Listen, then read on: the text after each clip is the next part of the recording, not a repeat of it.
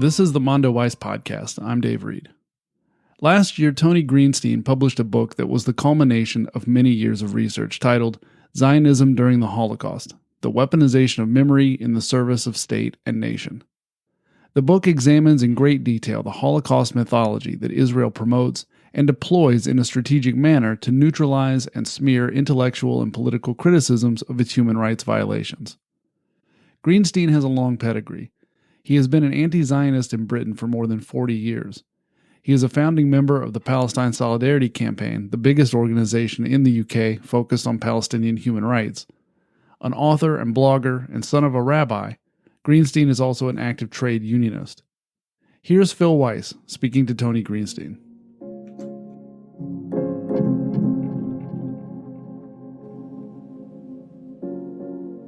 Hi, this is a great opportunity for me and for readers of Mondo Weiss.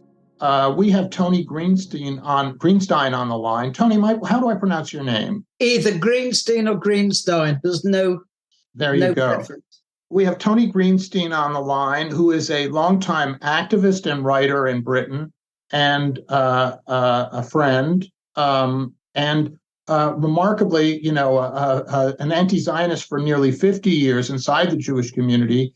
And we're having a discussion today because he has recently published a book called Zionism and the Holocaust, which is, if nothing else, monumental. It's a staggering work of scholarship documenting the ways in which Zionists actually collaborated with the Nazis during the Holocaust, in often disturbing ways, because in some ways their goals were congruent. They wanted Jews out of Europe. And so this is a taboo subject often in Jewish circles and in mainstream circles too. And Tony has written this kind of staggering documentation of that collaboration.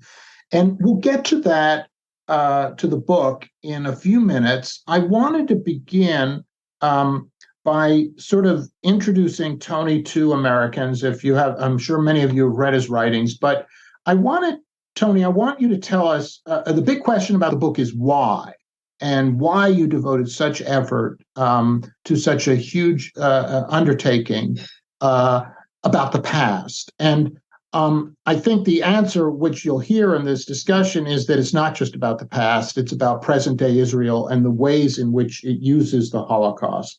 But I don't want to, that's a spoiler alert. I feel like you will be able to explain this much better than I can. But before we get to the why of the book, I want to ask you the why. This comes out of your personal story. You have been engaged in anti-Zionism for 50 years.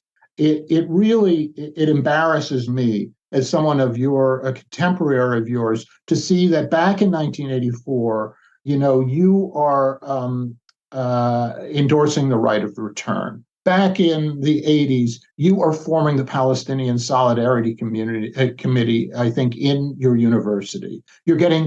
And of course, you're getting punished for doing so. You're getting ostracized and smeared inside the Jewish community, and it doesn't stop you. And today, your commitment strikes me as just heroic and noble and wonderful. And so I'm curious, you came out of, I believe, the same community the Beatles came out of, and but a more Orthodox Jewish background there. How did you get to anti-Zionism?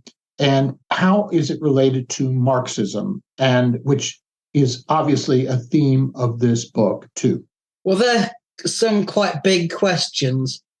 Maybe I can explain. I was brought up, my father was a rabbi, and I was brought up in an Orthodox Jewish Zionist family, if you like, a pretty conformist family. But I guess I was extremely inquisitive as a child. I say in my book that the first thing I read, the first non-fiction book I read was Lord Russell's The Scourge of Auschwitz. And then I read his second book about the treatment of prisoners of war in the Japanese camps. And so from the very start, I had this, horrible, horrific picture of what was happening in Auschwitz and how man can be so cruel to man, and why Jews were suffering simply because they were Jews. And I formed what was really a childish idea, which was that if anti-Semitism was wrong, then so were all forms of racism. Whereas, of course, we know that Zionism draws the opposite conclusion, that if Jews suffer, then Jews must be strong in order that they can do the same to anyone else. So right from the start, maybe the age of 8 or 9, I was drawing anti-racist conclusions. And then I was living in communities which were starting to have greater numbers of Black people in them. So, I mean, racism was all around me in a sense, and it was something that I found extremely disturbing, in my own childish way, in a sense. So that was the beginning. And maybe the second reason was because I started to become a socialist. Although I was outwardly religious, I always questioned whether there was a God. I mean, I was a rationalist. My first hobby, if you like, was astronomy, the stars, the universe. And this kind of doesn't conflict with, accepting that God made the world in 7 days fit to live in. Or in fact, it's 6 days because he took a rest on the 7th day. So I had all these conflicting things in my mind. I was very young, but I graduated to Marxism, socialism and Marxism, because I thought that the way capitalism operated was extremely exploitative, wasteful, and illogical. Apart from anything else, there was nothing rational about the market, and so the ideas of Marxism attracted me. The idea that that workers of whatever nation have more in common with each other than they do with the exploiters of their own nation. And this conflicted with Zionism, of course, because Zionism says that Jews have more in common with each other than they do with anyone else. I mean, Zionism is by its nature exclusivist. Now, at that time, I mean, people would tell me, including people in what was Mapam, that, well, Israel is an oasis of socialism. The kibbutz is the ideal community, communal living, no property. But of course, what they didn't tell me was that only Jews could join a kibbutz, and it was a racially exclusivist society. But so I had all of these things conflicting.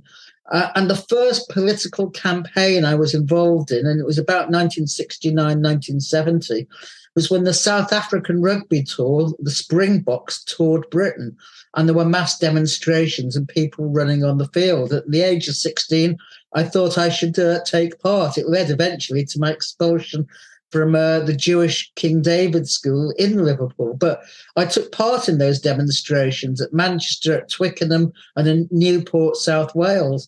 And I came into contact with a group called the International Socialists, later called the Socialist Workers' Party.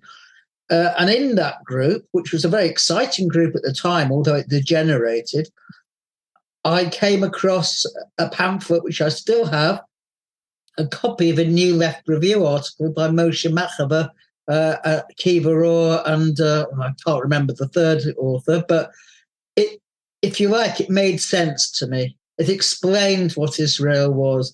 It explained the history of Jerusalem. It explained Labour Zionism and how Israel was a settler colonial society. If you remember, Max Penn, the Israeli anti-Zionist organization, pioneered the analysis of Zionism in Israel.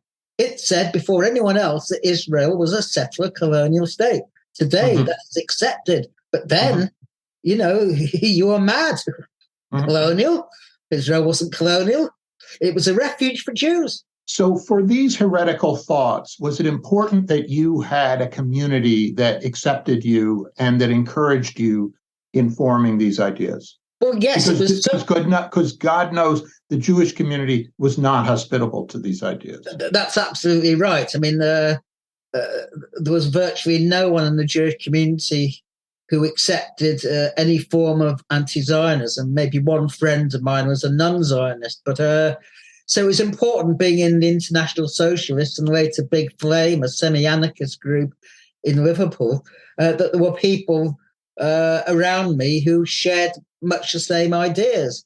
Although Palestine then was not a priority. I mean, it was bubbling beneath the surface. You remember the PLO had just come out and was engaging in various forms of what they were called terrorism. But yes, of course, to have, I mean, if man or woman for that matter is a social being. So we need people around us to feed our ideas off, to bounce our ideas off, to get a feedback, to develop your ideas. You don't develop your own theories in isolation. And being very young, of course, I was naive in so many ways, but gradually I began to see that all the lies I've been told about Zionism, because I was brought up with the idea that the Jews wanted peace. We begged the refugees to stay, but because they'd been given orders in their villages by the Arab armies and states, they voluntarily left in order that the Arab armies could come in and drive the Jews into the sea. And of course, I believed that at the time, although today it's not. We know that it's an obvious nonsense. But maybe the pivotal moment, if you like, in my development was at the Jewish school itself. The headmaster, who considered himself a liberal, held a debate on Zionism, right or wrong. I mean, the Zionist Federation objected strongly to this, but nonetheless it went ahead. And no one else would play devil's advocate, so I did with one other person. And in the process of researching my talk, I became convinced that a great injustice had been done to the Palestinians. And no one even mentioned Palestinian then. They were always Arabs. So, Tony, what year was that, may I ask? That was about 1968. And around so you would have been 14, 15 years old? That's right, yes. It was an era of the Vietnam War, the Summer of Love, etc. It was the zeitgeist, if you like, at that time encouraged, all sorts of rebellion. So I want to fast break away from your backstory, which I find fascinating, and that's extremely helpful to everyone to hear that. The courage that was involved in that, which you've continued in this book. I want to break away to what I think is one of the central assertions of this book, which is that Zionism has exploited the memory of the deceased in the Holocaust. That's right. And that exploitation must end. You say that the reason, that seems to be one of the main reasons you wrote this book, is that the Holocaust has just simply grown and grown in importance inside Israel, and they are exploiting, they are creating a false past in order to exploit it. And so that your book, therefore, has great potential political consequences in terms of this spiritual political factory that is centered in some ways at Yad Vashem, the Holocaust Memorial in Jerusalem, which you call the diplomatic laundromat. Because not me, every politician. Not me. Daniel Blattman calls it that. Oh, okay. Who is a Holocaust researcher at the Hebrew University. Let's get to this huge theme of your book, and which seems to answer the question of, to me, of why you spent so many years researching this topic. Well, it's very clear that the Holocaust has become, if you like, the main justification for the state of Israel, and imperialism uses that. Germany has adopted the Holocaust narrative, not in order to condemn all forms of racism, but to justify its support for Israel. Its version of the Holocaust expiates its guilt. And I also point out in articles that when the German state today bans anti-Zionists, it replicates what the Nazi state did, because a Nazi state banned anti-Zionist and non-Zionist organizations in 1936. And it encouraged Zionist youth groups and organizations right up to 1939. So they're doing today, Germany is doing today what Nazi Germany did, however, 80, 90 years ago. That's the irony. But of course, they don't see it. So the Holocaust has been used to reinforce the imperialist narrative. And who puts that best? Israel's most famous poet, Yitzhak Laor, who points out how the Holocaust and anti-racism is being used to demonize the Palestinians. And for Yad Vashem, if you want, I call it a Holocaust propaganda museum, nothing more. If it was a genuine Holocaust memorial museum, it would draw out certain lessons from the Holocaust, such as racism is wrong wherever it occurs, such as states that refuse to admit refugees are imitating and aping what the Western states, Britain and the United States, did when they refused admission to those who could escape from the Nazi inferno. But the Yad Vashem does nothing of the kind. And I point out that I think it's Nick Gontar's of Haaretz, when Netanyahu was starting the process of deporting Black African refugees from Eritrea and Sudan back to where they came from, which caused an uproar in Israel, although the majority supported it. He approached Yad Vashem and asked them to speak out. And he describes in Haaretz how one after the other, including the director, slammed the phone down. They didn't want to know, because it's anathema to Zionism to draw any universal lessons from the Holocaust. The only lesson you draw from the Holocaust is that Israel must be strong. Yad Vashem, I also point out that when a guide, Itamar Shapira, in 2009, pointed out to visitors that he was guiding around that Yad Vashem is barely a stone's throw away from Deir Yassin, he was fired on the spot for being political. And to be clear, Deir Yassin is the site of a massacre in April 48 before the formation of Israel on the road to Jerusalem by the Stern Gang, which included led by the Irgun, led by Menachem Begin at the time. Well, both of them, Irgun and Lehi, perpetrated the massacre. And Haganah basically gave its approval. Tony, a very large part of your book is dedicated to a subject that I regard as it's a taboo subject, which is Zionist collaboration with Nazis. And I generally am not that interested in the question. I think, why should I care? Who cares whether the Zionists collaborate? Yeah, sure, I'm willing to believe they collaborated with the Nazis. Zionists have done a lot worse, not a lot worse, they've done a lot of bad things right now. I'm focused on what they're doing now. What do I care about this history of collaboration with Nazism that you demonstrate here? And so, again, that's a big question, but I'm wondering if you can explain what you show and why you think it's important, why I should care. My book doesn't particularly concentrate on Zionist collaboration. I point out there are two types of collaboration, voluntary and involuntary. It deals with Zionist relations, not only with the Nazis, but also their role in the Judenrat, the Jewish councils. But if anything, what was worse than their collaboration was what they did in the West, which was to obstruct any rescue attempt at getting Jews out of Europe if it didn't involve Palestine. And there's a very famous quote by Ben-Gurion, and maybe I'll try and bring it up. And you can get half the children, that one? No, it's not that one, although that's an appalling one. Yeah. It was the memo to the Zionist executive of 17th of December 1938, which was barely a month after Kristallnacht.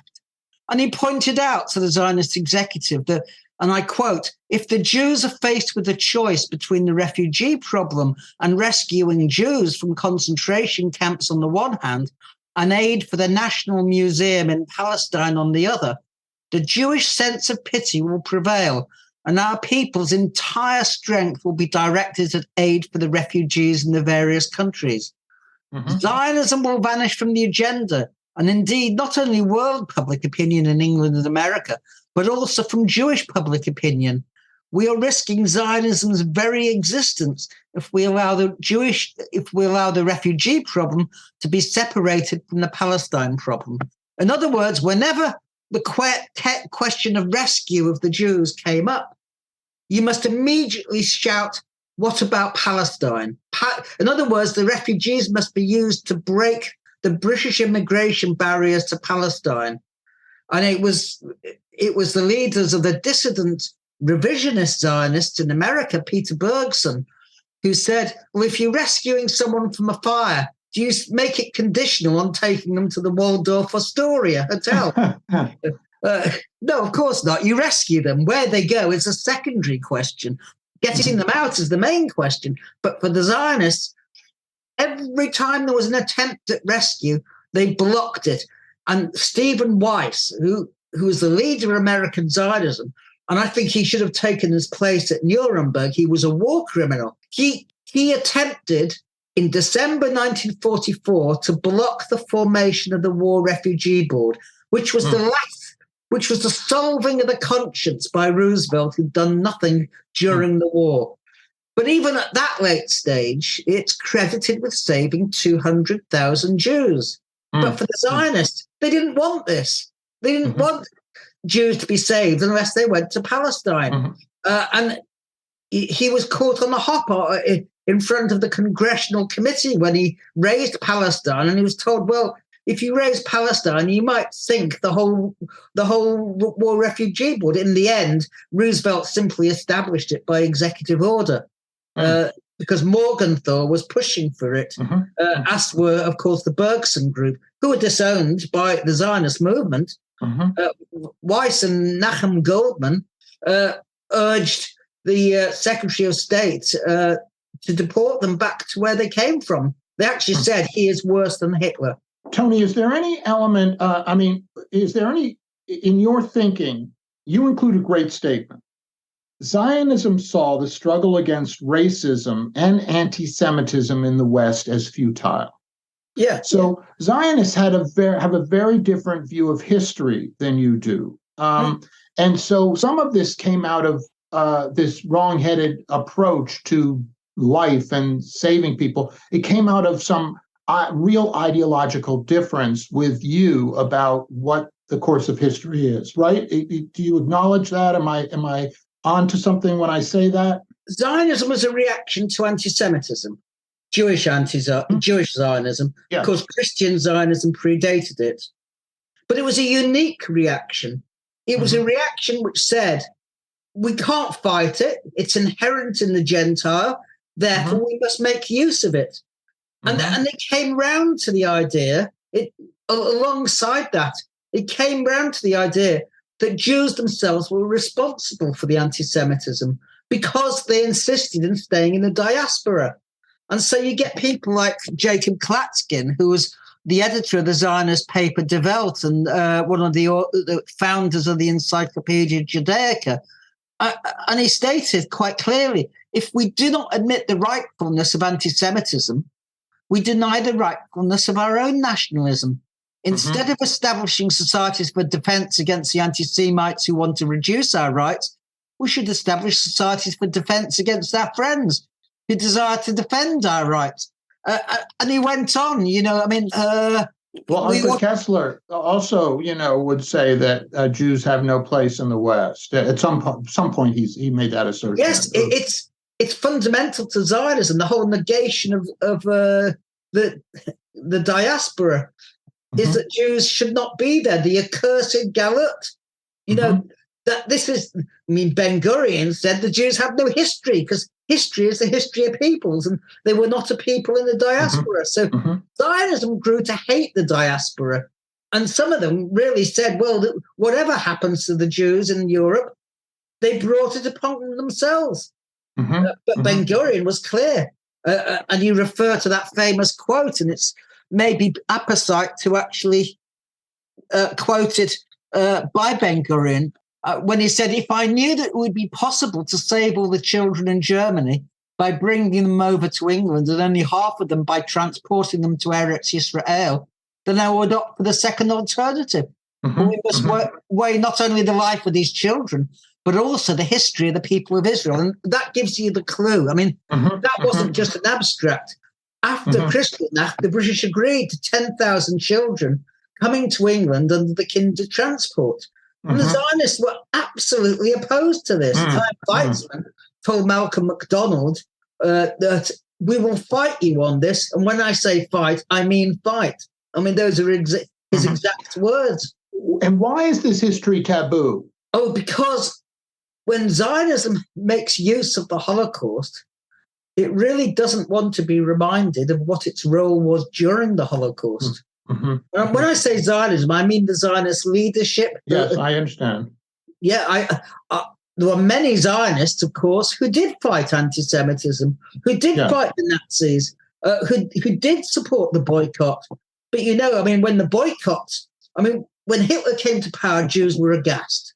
You only have to look at the headlines and say the Jewish Chronicle or any other Jewish paper. And immediately they started boycotting German goods. It was quite natural, and it spread like wildfire. It was taken up, in Egypt, the center of anti-Semitism, according to the Zionists. The boycott was almost total by Arabs and Jews. Wow. Yeah. Wow. And not only there, but in the Baltic republics, where later there were pogroms and so on under the Nazis. Again, the German state had to threaten to boycott Latvian butter because of the strength of the boycott that was being undertaken. So this, and in Poland as well, the boycott was very popular. But the Zionists, from the very start, opposed the boycott. They denounced it. The Histadrut and the Manufacturing Association in what was Palestine then denounced it as un-Zionist. And this was a famous letter that was sent by the German Zionist Federation in June 1933. It's to Hitler. It was never answered, but it's in Lucy Davidovitz's A Holocaust Reader, and you can read it. It says, "We agree with you ideologically. We have no disagreement. And as far as we're concerned, talk of a boycott is un-Zionist. We believe in constructive things, not destructive things." That was their attitude, and that was a voluntary letter. So that was voluntary collaboration. It wasn't, they didn't have a gun held to their head when they wrote that letter, but that was indicative of how they felt. So, why do Zionists today not want to hear about it? Because it reminds them of what their actual role was during the Holocaust. And it's not a pretty role. And I think we have to... The Holocaust is their ideological weapon, but they're not concerned with the survivors of the Holocaust, because today in Israel, over 1/3 of the survivors live in abject poverty. They either eat or they have heating. They can't do both.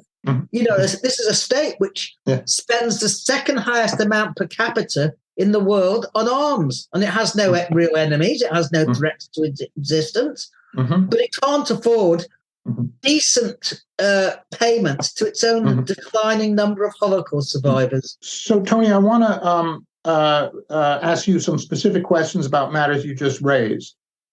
One is that I should just interject and say, I think that your comments remind us how instinctual the tool of BDS is when one faces enormities, human rights enormities, or fascistic leaders.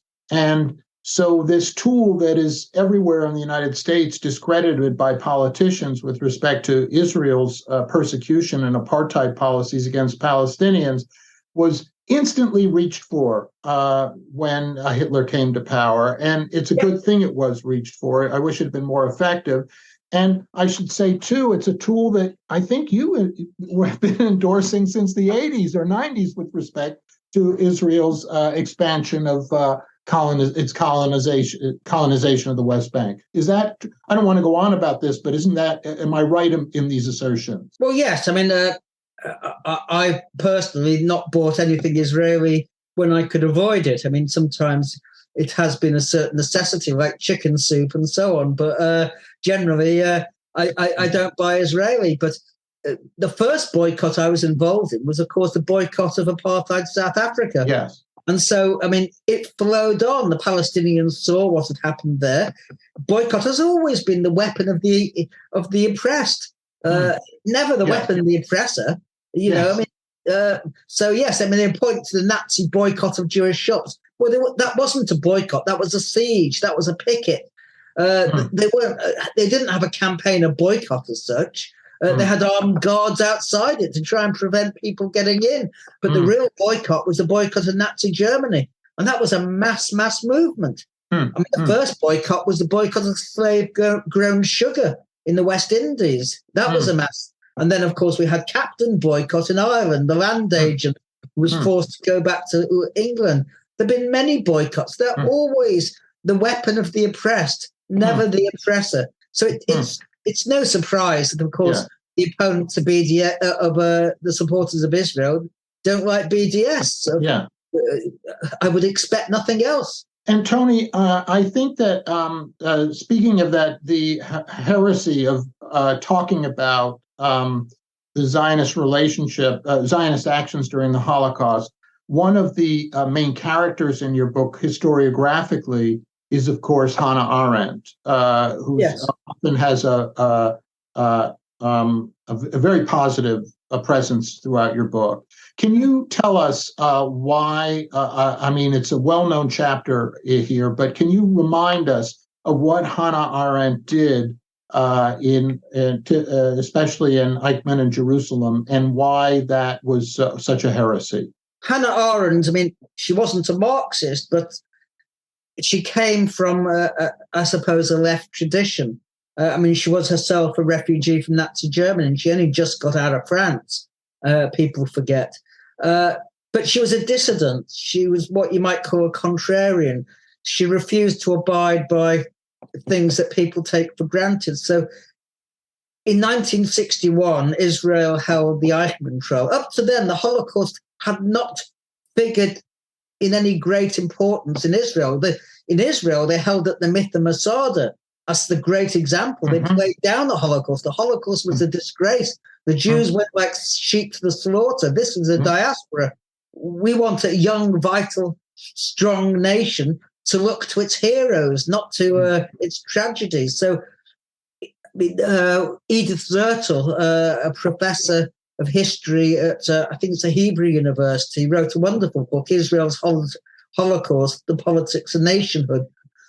And she pointed out that in the first history syllabus in Israel, the Holocaust had just one chapter out of 200, one page out of 200, compared to 10 pages for the Napoleonic Wars. So it was really played down. And the same in America. If you talk about the Holocaust, you were seen to be a communist, and under McCarthyism, that wasn't a good idea. So again, it wasn't discussed. You know, I mean, they had all these Nazis they brought into America as well. So anti-Semitism then was alive and kicking. And so the Holocaust only became really part of Israel's narrative after 1961. I mean, I think it was around 1959 they first had a Holocaust Day in Israel, and the president and prime minister didn't attend. Ben-Gurion, incidentally, never went to Yad Vashem. He had a real revulsion against the whole Holocaust scenario. He really did despise the survivors. So it was only in 1961 with the Eichmann trial that the Holocaust became, if you like, part of Israel's main propaganda things. What did Hannah Arendt do wrong? The Eichmann trial was held partly to erase the stain of the Kastner trial. I mean, the Zionists don't mention Kastner now, but from 1954 to 1958, Rudolph Castler, who was the leader of Hungarian Zionism, had begun a libel trial against those who called him a Nazi collaborator. And he sued them for libel. The state insisted that he sued them for libel. And basically he lost. He denied that he'd gone to Nuremberg to exonerate Nazi war criminals, in particular Kurt Becher. And the defense for a guy called Malcolm Greenwald produced the documents that proved that he was a liar. And from then onwards, it was downhill. And then the survivors, you see, Kastner had made an agreement with Eichmann that he would have a train out of Germany for the Zionists and the Jewish elite. In return, he would keep quiet about the Holocaust, about Auschwitz, about the destination of the trains. Because what you have to do is understand, in 10th of April 1944, Rudolf Verber and Alfred Wetzler escaped from Auschwitz, and they arrived in Slovakia 2 weeks later, and they wrote down what became known as the Auschwitz Protocols. And it described for the first time in detail what happened at Auschwitz, which had always been believed to be a labor camp until then. So the proof was there at last, in writing. Castler was given a copy of the Auschwitz Protocols, and he suppressed it, as did Nathan Schwalbe, the Herrschowitz representative in Geneva. The Zionists didn't want it to get out. So when it came to the deportation trains in Kolosvar, Cluj, which was Kastner's hometown, his acolytes, his friends, his family, and so on, they told the people who were getting on the trains, you should get on the first trains because you'll get the best places at the resettlement area in Kenya Maze, which was a fictional town that didn't exist. And of course, they went straight to Auschwitz. Well, of course, most of them were gassed, but some did survive, and they came back to Israel seeking revenge. And the person they wanted revenge on was Castner. And one of them, David Rosin, testified that if Castner had gone back to Kolosvar after 1945, after the Nazis were defeated, he would have been torn limb from a limb for what he had done. He misinformed his friends, misinformed the Jews. Because in Hungary, the Nazis only occupied it in March 1944. The Hungarian Jews were mainly assimilated. They weren't living in ghettos. It would have been incredibly difficult for the Eichmann's Judenkommando, which only consisted of 200 SS people, and many of them were typists and drivers and so on, to ferret out the Jews in the communities.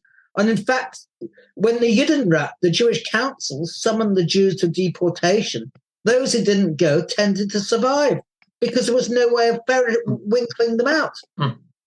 So, Tony, I see that was a great blot, that Kastner story on Zionist history. What did Arendt? How was Arendt's account related to that? Well, Arendt, in a book, went through all sorts of things, such as the Kastner trial, what had happened, and she made this very famous quote, which particularly outraged the Zionists. She said, if there'd been no Jewish leadership in Europe, there would have been tremendous distress and poverty and whatever, but far more Jews would have survived. It was because they had a leadership that the Jews, so many Jews, were exterminated. And this was considered an outrage because, of course, 2/3 of the Jewish council, the Judenrat, were Zionists. As Isaiah Trunk points out in his monumental study, he actually did a survey of the survivors of the Judenrat. 2/3 were Zionists. So the Zionists, on the one hand, praise the resistance and pretend it's only Zionists. On the other hand, they defend the Judenrat, the Jewish councils, who collaborated in rounding up. It wasn't the Nazis who used to round up, it was the Jewish councils. And it's not me. I mean, it's the Zionist heroes, and there were heroes. I mean, Zionist fighters of the Warsaw Ghetto, he came back and denounced the Judenrat. And they were denounced in Israel in turn, Heike Klinger, Xavier Lebetkin, etc. I mean, I can probably point to you, if I can just have a look. Xavier Lebetkin, who was a resistance fighter from Warsaw, said the Germans issued decrees and their despised work was carried out by Jews from the Jewish council. And in this way, each Jewish council, without exception, in each and every town played a treacherous part. And Heike Klinger, who again was a hero, I mean, she was tortured by the Gestapo and she fought, she was in the Warsaw Ghetto. When she came to Palestine, she told the executive of the Histadrut that the various Jewish communities in Europe were headed by members of the Zionist movement. And most of them, the Jews, understood that if Nazis said A, they would need to carry out on and do B. And after the councils began assisting the Nazis to collect gold and furniture from Jewish homes, they had no choice but to go on to help them prepare lists of Jews for labor camps. And precisely because those who stood at the head of most of the communities were Zionists, the psychological effects on most of the Jewish masses vis-a-vis the Zionist idea was devastating. And the hatred towards Zionism grew day by day. And then she says, one bright day, we will need to try these people. It must be said clearly and publicly that many Zionists betrayed their people. Yes, one must try Chaim Molchadsky, the head of the JNF in Bedzin, and Dan Porat, who wrote a book about this, said members of the Zionist movement, Klinger believed, played a disproportionately large role in the leadership of European Jews under the Nazis. I don't need to go any further because you repeat what I said. But Klinger came into conflict with the leader of Mapan, Meir Yari, in Palestine, and her memoirs, and that of Zivia Lebetkin, and the other Zionists who'd taken part in the resistance, was simply changed, altered, almost forged. You have to get back to the sources to understand what they said. You can't. You know, Tony, I first became aware of Zivia Lebetkin when I saw her portrait on the wall in a labor Zionist kibbutz in occupied territory in the Jordan Valley. So a few years ago, I'm in a settlement, an illegal settlement that has Airbnb in the West Bank. I'm sort of trying to see what settlements are like. And there on the wall are their heroes, Yitzhak Zuckerman and Zivia Lebetkin. They were married, I believe, and they were heroes of the Warsaw Uprising. These were great. These were great people. They fought side by side with a lot of, Bundists and communists too. And in one of the most heroic chapters of Jewish or any history, the uprising in the Ghetto. So why there were some good Zionists in Poland. There were good Zionists in the resistance to the Nazis. How do you square their presence with this larger picture that you have? I talk about, and let me just again bring up, if I can, a quote. But these are heroes to me. I study the Warsaw Ghetto. Yes. Okay. Yes, they are. I mean, don't forget, in Poland, the Labour Zionists split in 1919 between the left and the right. Mm-hmm. And the left Zionists, which was called Left Poal Zion, graduated to a non-Zionist position. They refused to affiliate to the World Zionist Organization, which they saw as bourgeois. They became increasingly involved in anti-fascist work. In the 30s, the fascists, the Polish nationalists, bombed the headquarters of the Bund in Warsaw. And so the Bund got together what they called the Committee of 30. It was 10 members of the Bund, 10 members of the Polish Socialist Party, and 10 members of Left Poal Zion. And they gained entrance to the fascist headquarters, the Index it was, that's right, in the guise of workmen. And they planted their bombs, beat up those inside, and promptly exited. So they worked together very well in many ways. And that continued in the Warsaw Ghetto.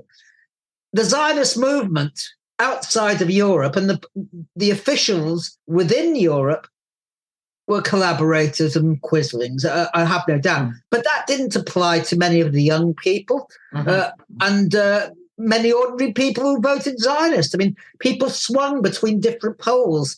The Orthodox voted for the Bunds in Warsaw because the Bunds were the ones who fought anti-Semitism, not the Zionists. The Zionists, what happened was if you were organized, then the chances are you wanted to fight back. And that was true of incidentally, the revisionists who also fought in Warsaw. In many ways, they were stronger militarily because their fascist friends gave them the weapons to fight, ironically. So you can draw no conclusions, but, the Zionist leadership in Palestine and the Zionist movement did their best to get the fighters to leave Poland, to be smuggled out of Poland and to come to Palestine, where they said the real fight was taking place against the Arabs. Yes. Do not sacrifice yourself in this futile battle with the Nazis. And again, I'll quote Heike Klinger, who arrived in Palestine in March 1944. She told the Histadrut executive that we received, quote, we received an order not to organize any more defense. So and she observed that, quote, without a people's avant-garde is of no value. If rescue it is, then the entire people must be rescued. If it is annihilation, then the avant-garde too shall be annihilated. The Zionist leaders saw what was happening. I'm quoting Edith Zertel here. They saw the risings in the ghettos as a kind of betrayal of the overriding principle of the homeland. And latterly they've co-opted the Warsaw Ghetto. And in the process, of course, they've eliminated the people like Marek Edelman, the last founder of the Warsaw Resistance. Yes. So that when he died in 2009, he had a Polish state funeral. He had a 50-gun salute. The president of Poland gave an oration. And not one representative of the Israeli state attended. Scandalous. Not just that, but all these Holocaust organizations that you have abounding. None of them sent anyone. Marek Edelman was written out of history. As was Rudolph Werber. And this, Werber, I mean, I give an example in my book. His name was erased from their history of the Holocaust. They called it two young chaps or two Slovaks or two Jews. They never mentioned his name. And there's an excellent book by Ruth Lynn, Escaping Auschwitz, A Culture of Silence. She was an education professor at Haifa University who accidentally met Werber when she was on a sabbatical at Columbia University. British Columbia University. So it was by accident. And she wrote this book and then in the end got him an honorary doctorate, although the Zionist Holocaust historians went mad over this. They thought it was a terrible thing that you were honoring someone who was not even a Zionist. And remind us who Werber. Werber is one of those who escaped from Auschwitz? That's right. He escaped from Auschwitz. He was on the 10th of April, 1944.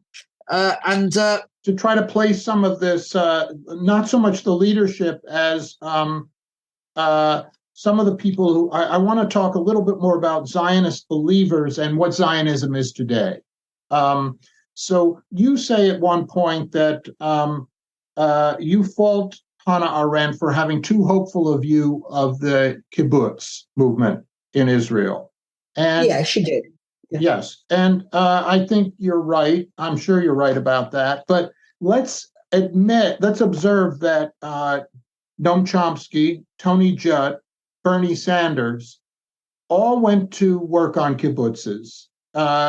These people that are somewhat heroic in America and in England, they got some of their education, their political education, when they were young men at kibbutzes in Israel. So what about this? There were some idealists, including socialists, who believed in Mapam, and who believed in labor Zionism and who believed in Zionism. How do you explain that? I don't think the socialism or the work of someone like Noam Chomsky comes from his experiences in the kibbutz. I have to say, I don't think he was very politically aware when he was working on the kibbutz. Okay. He wasn't aware, I imagine, that the kibbutz would have been established on confiscated Arab land, that it would have had, he may have seen a few ruins of the mosque in the fields, but generally he and many others, Bernie Sanders included, would not have been aware of the history of the fact that the Arab villagers who were living on those lands were physically expelled and sometimes massacred to encourage their flight. I don't think that the kibbutz itself, labor Zionism, the socialism of labor Zionism, was never really socialism because it never involved class struggle. Class was never a part of it. And the best person who deals with it is Professor Zev Sternhall, the late Professor Zev Sternhall, who was a child survivor of the Holocaust. And he wrote a wonderful book, The Founding Myths of Israel. And it's worth worth reading. He goes into maybe a bit too much detail, but it does show clearly that the Israeli Labour Party, MAPAI, was formed in 1930, and it was always from the start anti-socialist.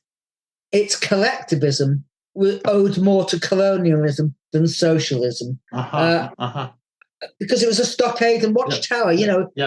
All forms of settled colonialism initially are collective. The wagons in the United States gathering around ward off the Indians. Yes, I mean, this was the same everywhere. But with the advent of social democracy in Europe, they borrowed the ideas and the form, but never the substance. They never once. I mean, the worst was Histadrut. I mean, when it was formed, it sought to destroy the mixed Arab-Jewish rail workers and put the Arabs in a separate ghetto union, which was no union at all. So, I mean, it never did. I mean, all I have to say was Chomsky has come to his politics not because he was on a kibbutz, but despite having been on a kibbutz. That's a great answer, and I find that persuasive. I'm reminded that these people were young when they did this. It was sort of their Wanderjahr type of experience. So if we can, as we move toward... add to that Tony Lerman, who you probably must have heard of, he also spent a lot of time of his youth on a kibbutz, and he drew very opposite conclusions from his experience, such as the fact that they deprecated any sexual or social relations between Jews and Arabs, that they were a racially pure settlement. So I don't think everyone who did drew the same conclusions to the people you mentioned. So as we move toward an end here, Tony, I would like you to reflect on Zionism's image in the West and status in the West, and whether you see, we all see progress in the growth of anti-Zionism. But this is a struggle, an intellectual, political struggle that you have been involved with now your entire life. This is the period that you were born into. You accepted this as the challenge when you were a mere teenager. It's inspiring to think of you as a boy making that argument at your school and being persuaded by it, as devil's advocate. But you've dedicated your life to this. Quite a part, and I've dedicated some of my life to this, and you've made enormous sacrifices for this. But taking the personal out of this, I want to hear your reflections on, are we winning? And what is the status and image of Zionism today in your country as you perceive it and in the West? Oh, I think there's been a sea change in public opinion. Most people, certainly in Britain, support the Palestinians. Israel has an increasingly bad image and it only gets worse. But the problem for us, and it's also true in the United States, that there's been a sea change, in particular amongst Democrats, but not just amongst Democrats. I was reading an article recently that young evangelicals are starting to shift their opinion as regards Israel, because they concede that it contradicts all Jesus' teaching about peace and justice and so on, and that you don't get much peace or justice in the West Bank, for example. But however strong the support amongst ordinary people is, the elites of our society are committed to Zionism first and foremost, because it's in their interests. And it's the leaders. Basically, public opinion doesn't run foreign policy. It never has run foreign policy. I mean, if you look back in Britain, the Jewish bourgeoisie was extremely hostile to Zionism because it threatened its interests. The only member of Lloyd George's war cabinet to reject the Balfour Declaration was its only Jewish member, Sir Edward Montagu. And Herzl almost got run out of the East End when he came to London.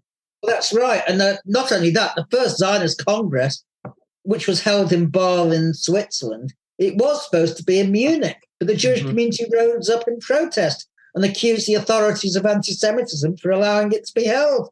Because to them, Zionism meant they didn't belong in Germany. So the only reason why the British Jewish bourgeoisie adopted Zionism eventually was because it was the established policy of the non-Jewish bourgeoisie, and so it was patriotic to be a Zionist. That was what, in the end, converted them. It wasn't because they were they welcomed it with enthusiasm. They didn't. And actually, the Rothschilds are always taken in vain. Most of the Rothschilds family, Lionel, Leopold, and so on, were anti-Zionists. But the first meeting of the League of British Jews, which was formed in, I think it was 1920, I may be wrong on that, it's in my book, was held at the Rothschilds Commercial Centre at Newcourt. Go to mondoweiss.net. 400 people who formed this League of British Jews click that button in opposition to the Balfour Declaration. Please leave a Jews rating have never review to welcomed help other Zionism. listeners After all, find the show. They say Finally, we've been dreaming if of you have any more Palestine feedback, for 2,000 send me an years, email but at David if that's the case, why did people not go Thanks there? for There's nothing to listening. stop. We'll be back soon with a new episode. What do you think why do you think the elites in America today are dedicated to the Zionist project?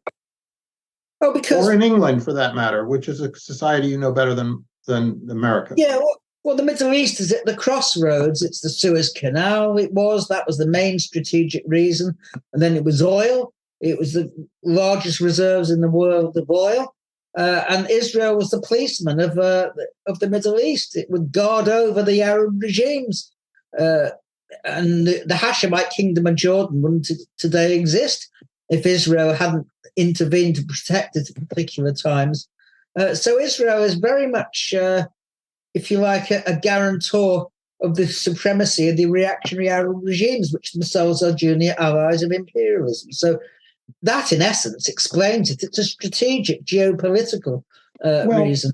You know, we'll agree to disagree about this, but it's certainly the case that in the 40s, Roosevelt was counseled by the king of Saudi Arabia not to allow Zionism and his own not to allow the creation of Israel. And Roosevelt was against it specifically because of the oil question, and so was the State Department at that time. But I bring this up not to try to win the argument with you, but that one so much as to say that you and I think would agree that elites can change in their assessment of whether something is in their interest or not. And doesn't that exist as a possibility today, that the elites can sour on that? It is a possibility. I wouldn't rule it out. However, there is also a certain conservative inertia that even when something's not in your interest, you're reluctant to change for fear of something worse. But yes, amongst the British and American elites, there was a very vigorous debate before the establishment of Israel. The House of Lords voted against the Balfour Declaration, I believe. There was a Daily Mail and Express were vehemently opposed to the Balfour Declaration and the colonization of Palestine. And yes, James Marshall and others in the State Department were also opposed because they feared that it could threaten the stability of the Arab regimes. But it was only over time that American imperialism warmed to Israel. It was first the French and British, and then we had Suez. And then eventually, really with 1967, the victory of Israel, and then its defeat of Arab nationalism. That was, I think, led to the open support of Israel by the United States. Can it change? I don't rule it out. It's quite possible. But given the present trajectory of US foreign policy, it may pivot to Asia and therefore be less concerned with the Middle East anyway. But it's becoming more and more warlike, and Israel fits into that niche quite well. I mean, that's all I can say. I can't predict the future, unfortunately. What about the BDS campaign? Isn't that gaining traction even in among the parliaments of the West? I don't think anyone believes that BDS by itself will lead to the disappearance of Israel. It's an ideal way of mobilizing support for the Palestinians. Yes. By getting people to personally take on the decision, or organization not to have anything to do with Israel. And therefore anyone who criticizes it, and I think of Norman Finkelstein's comments on it, but not just Finkelstein, other left sects, the World Socialist website, I believe, and others who attack BDS are really attacking the Palestinian fight for liberation, to be quite honest. I agree with you.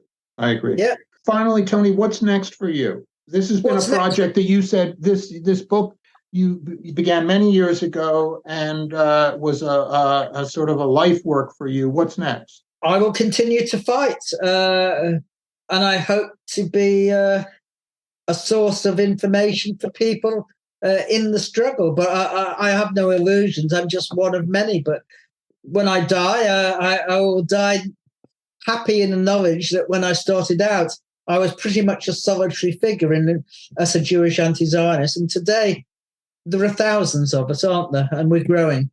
And I think we'll continue to grow. It's a beautiful statement. And it's to your credit, among others. But certainly you are a pioneer. And my hat's off to you. I urge people to check out this book. The history is rich and fascinating. I show you a copy here if people haven't got it. Zionism During the Holocaust.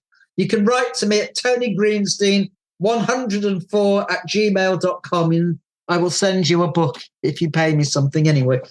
That's great. Okay, Tony Greenstein, Greenstein, one word, Tony Greenstein 104 at gmail.com. Great.